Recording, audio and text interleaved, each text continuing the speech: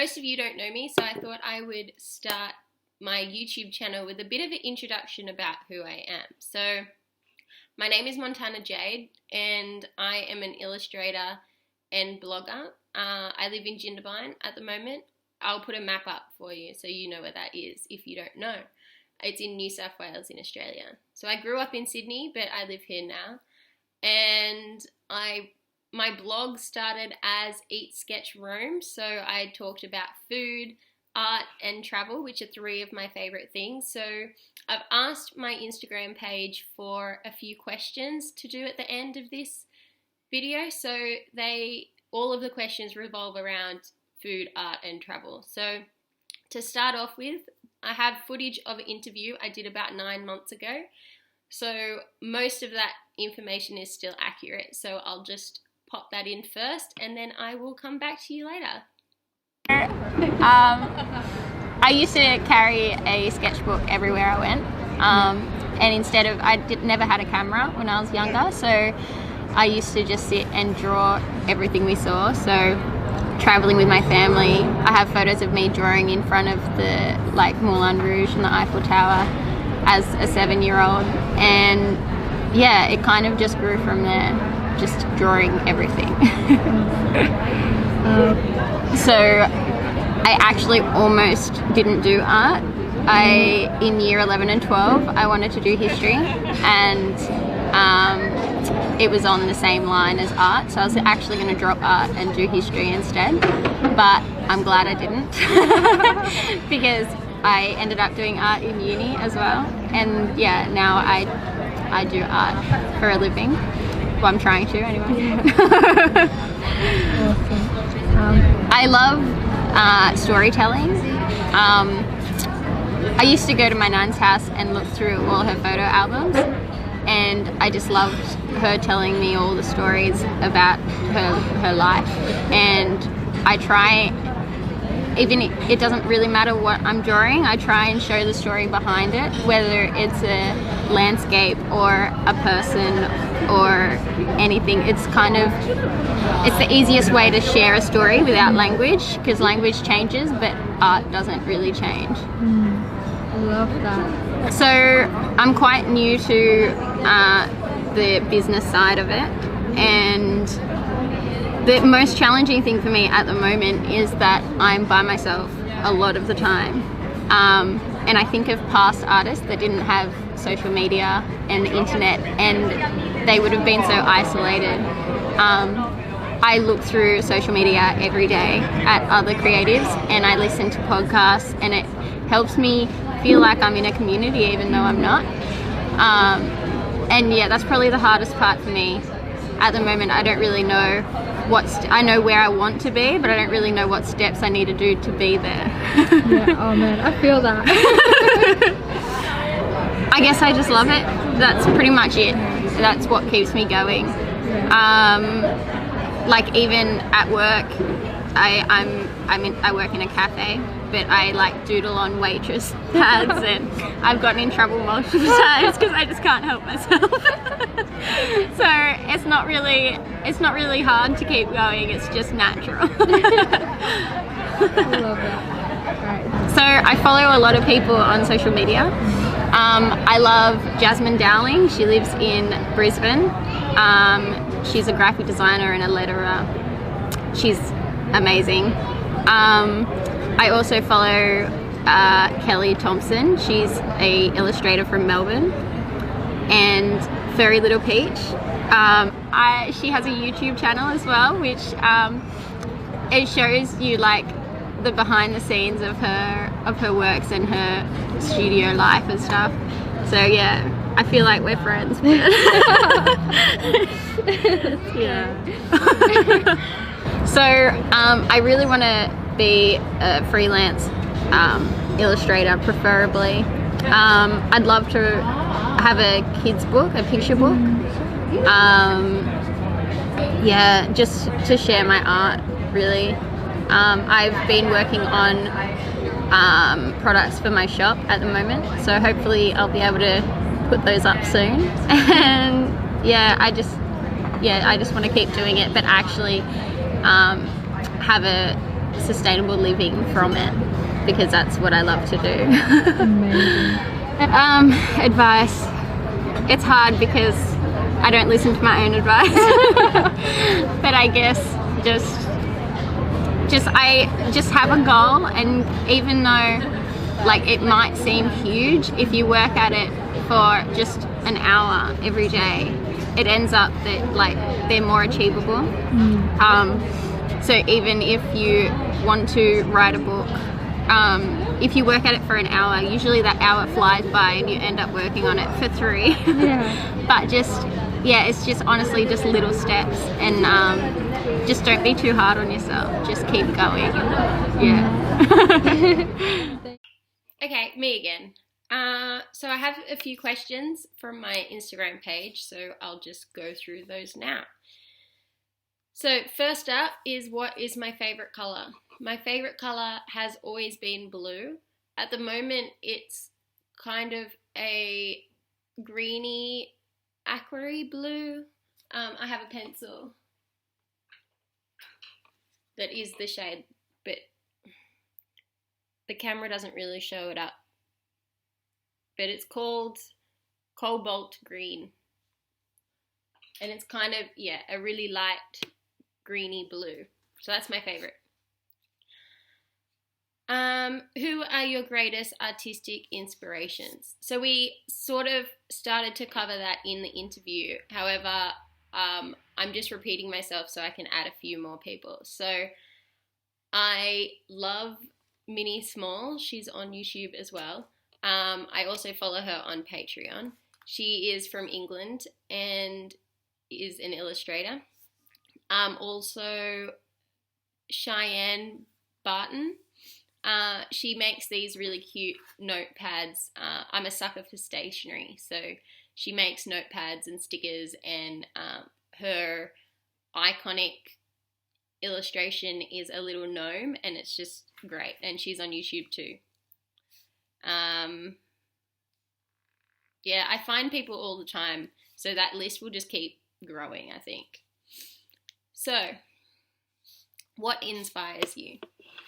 So, I always have drawn while I'm out and about, so actually going outside with my sketchbook, whether I walk around the lake or go hiking or just sit in front of a building, that's actually what inspires me when I'm outside and people walk past and they have a chat, and I love sitting in cafes and people watching, so it's kind of the same, but I'm just drawing at the same time. So that actually inspires me a lot, and I have been struggling over the past couple of months with COVID because we could leave, but it was different. You couldn't loiter, you couldn't sit and enjoy. So just being at home all day, every day, I've been struggling to stay creative because that just doesn't inspire me that much. So, what is your favourite food spot in Sydney? So I have a few. I love Dachshund Cafe in Hunters Hill. I used to go there all the time. I was a regular. And when I finished uni, the whole cafe clapped for me. So that was pretty cool. But I really like that spot. I also like Spice Alley in Sydney. It's just one laneway full of Asian kind of food truck style. And it's kind of like a food court, but it's outside. I wrote a blog about it, so I will post a link to that at the bottom. It's really good too. That's all I can think of off the top of my head, but I'm sure there's a lot more. What are you currently listening to? So I always listen to podcasts and audiobooks. So the podcast I'm obsessed with at the moment is Crime Junkie, and I can tell when I'm listening to it too much when I start freaking out in public. Like if someone looks at me too long at the grocery shop, or if I'm just walking and I think someone's behind me, but so I can tell when I'm listening to too many, but that is my favorite at the moment. And book-wise, I just finished a book called, I'll just get it up for you, All Over the Place, Adventures in Travel, True Love and Petty Theft by Geraldine de Ruyter. I was a bit skeptical at the start. I follow Brooke, I can't remember her last name, but she started World of Wanderlust, the blog. So I follow her page and she sends me a list of books every week that she suggests, and this was one of them, and her suggestions never failed me so far, so I gave this one a go. And to start with, I was a little bit skeptical. I wasn't sure I was going to enjoy it, but I was just listening to it anyway as kind of a no thought kind of book while I did my art and cleaning and stuff. But it did grab me. By the end of the book, I really enjoyed it. So that's what I've just finished listening to. What is your favourite place to travel to? I love Paris. I've been there multiple times. I love the period in history when it was built. So it was built in the modernist era, and it was a time when the rich didn't have to work every day anymore. So there was this culture of leisure time, sorry. So they had time to sit and watch and just enjoy the world rather than working every day. So you have these big boulevards, cafes with chairs outside so you can watch the world go by, and big parks, and that's why. It's because people had time to enjoy them. So that's why I love Paris. I just love the time in history when it was all built. Other than that, St. Petersburg, for the same sort of reasons, I loved. St. Petersburg, Russia wanted to be the most important place in Europe, so they actually based St. Petersburg off Paris. So it's very similar. It's got the big boulevards, big parks, and it wasn't really affected too much by communism. I mean, obviously it was, but they didn't pull down all the buildings and stuff like they did elsewhere. So you still have that sense of luxury and leisure time, and all the buildings are topped with gold, and it's just over the top and beautiful. So that is definitely on my list as well. And my favourite place in Australia to travel to. I haven't been to much of Australia, unfortunately. Hopefully over the next couple of years I'll travel a bit more in my own country. But my favourite place is, at the moment, I love the South Coast. I did a road trip last year.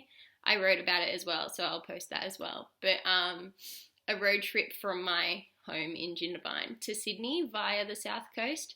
And it was different, but it was really lovely. And all the beaches, like there, you can see, I saw a huge stingray just right in front of me at the beach. And the beaches are beautiful. There's lots of fun cafes and stuff along the way, and it's just a really beautiful place in the world. And I think it's kind of overlooked by a lot of people, but yeah, definitely highly recommend it. So I'll do a couple more because this video is going to be way too long otherwise. So for those of you who don't know, I'm a skier. That's actually me in the background, skiing as a 2-year-old. I've skied my whole life since I was 2. So this question is, where is your favorite place to ski? So I spent a lot of time as a teenager traveling to Steamboat Springs in Colorado. I used to do a lot of skiing as an athlete, and we'd go there every year for training, my sister and my mother and I. So that would have to be my favourite place to ski. I've had some amazing days there in powder snow, like snow up to, like I couldn't breathe because I was skiing in through it and it was spraying me in the face. Yeah, and it's just one of those places that kind of feels homey because I've been there so often and I know exactly where I'm going. And I just go there and it's just, yeah, really, it's just a great resort. And the full range of skiing as well. So you have the really hard stuff, which you don't really get in Australia. Also, their town, it's a very like American resort town. And yeah, it's just it's just a really good place. That's probably it for today, but if you do have any questions, just post them on my Instagram page or just below, and I will do another one of these, I don't know, one day. So I hope you enjoyed. Have a great day, and I will talk to you soon. Thanks for joining me. If you would like to stay updated, just hit subscribe below, or you can also find me on Instagram, Facebook, or through my website. Have a good day.